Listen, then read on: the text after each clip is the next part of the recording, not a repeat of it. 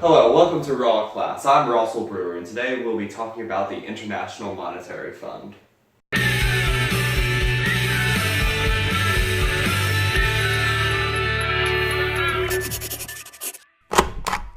Okay, so the International Monetary Fund, or IMF, is an international organization headquartered in Washington, D.C. It contains 189 countries working to ensure the stability of exchange rates and international payments that allows countries and their citizens to transact with each other. The fund's mandate was updated in 2012 to include all macroeconomic issues and the financial sector issues that bear on global stability.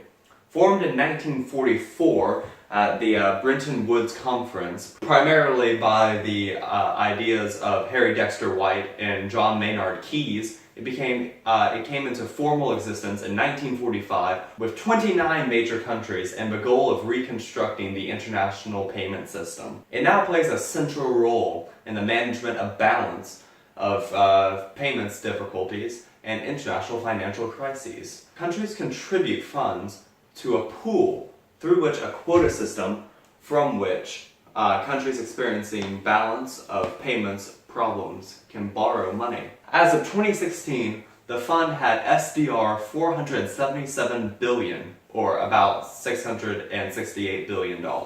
Like any international organization, the IMF does have its drawbacks. Largely regarded as the IMF's biggest failure, the support of Russia during their many crises in 1998 cost the IMF a whopping $22.5 billion United States dollars. The goal was to prevent the devaluation of the ruble, but what the IMF did was slow its death and not actually find a solution to the problem. The fund was hoping to provide a buffer long enough for the Russian government to get their reins, but the overvaluation of the Russian economy to bounce back proved to be dangerous.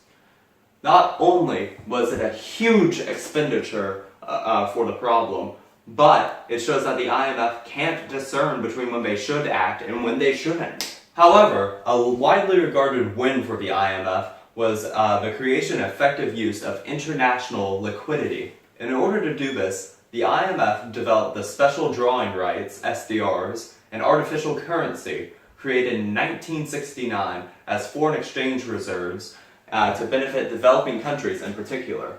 SDR allocations are made to member countries to finance the BOP deficits.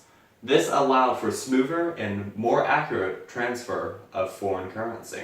Another bold move by the IMF was not an action, but the lack of one. That's right, we're talking about Greece. Their whole literal crash course started in 2007 and has had to be bailed out 3 times since then.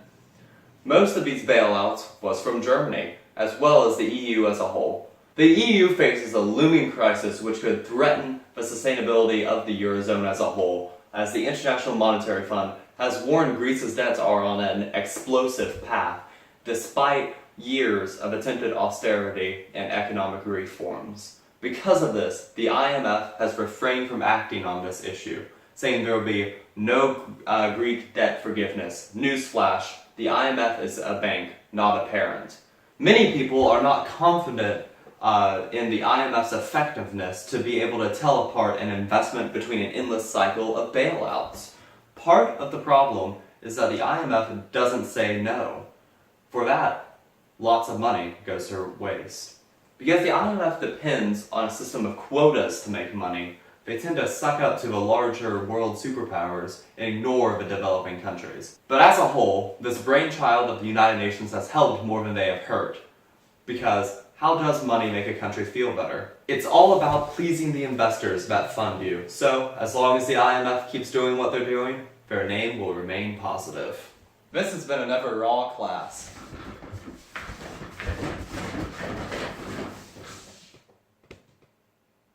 Do do do do do do do do do do do do do do do do.